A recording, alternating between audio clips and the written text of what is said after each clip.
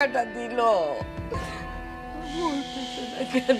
সেটা তো আমিও ভাবছি।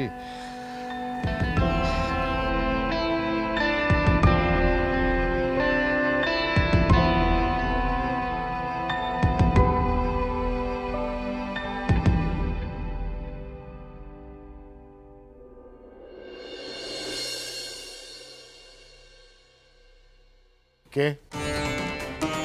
কই কেউ নেই তো।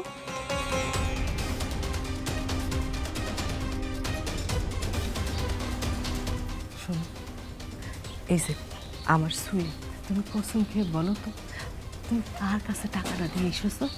আচ্ছা শুধু আমার বলো। আচ্ছা, তুমি যখন এতই পিটাপিটি করতেছো, কিন্তু আমি যে আরেক জায়গায় কসম খেয়েছি যে এই কথাটা আমি কাউকে বলবো না। কার কাছে কসম খেয়েছো? কি ডাসে আমার চেয়েও সে তোমার কাছে বড় হয়ে গেল এখন? সে সে এখন আমার কাছে সবচেয়ে বড়। সবার থেকে বড়?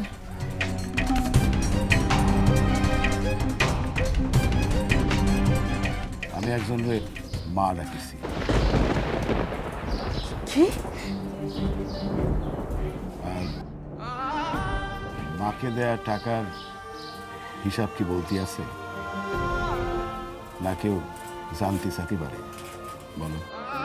তাহলে আমরা জানবো কিরম করে?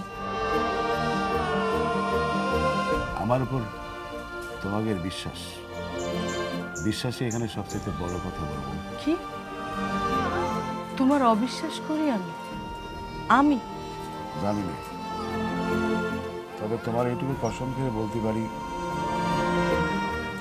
আমি কোনো পাপ করিনি, কোনো খারাপ কাজও টাকা নষ্ট করিনি, অথবা কোনো অসৎ সঙ্গেও টাকা খরচ করিনি।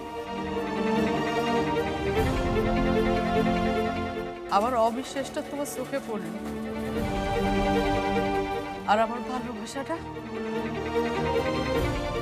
সেটা কোনোদিনও তুমি বুঝলে না।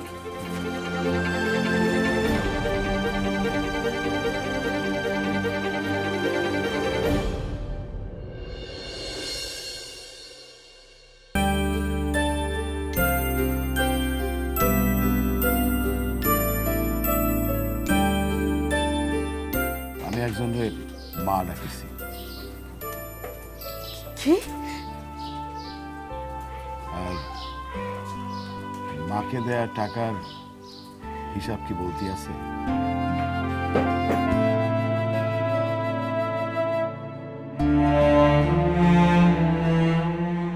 কি ব্যাপার, শরীর খারাপ নাকি?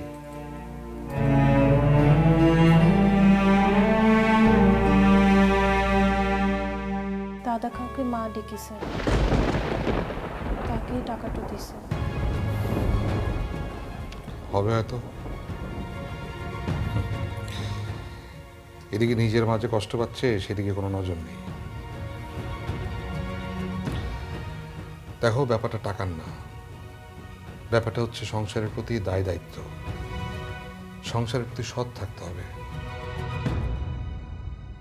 সংসারে কোনো কিছুই সংসারের ভেতরে গোপন করা উচিত না, এটাই আমাদের পরিবারের নিয়ম। এতদিন তাই হয়ে এসেছে। বড় ভাই হয়ে উনি এটা ভাঙতে পারেন না।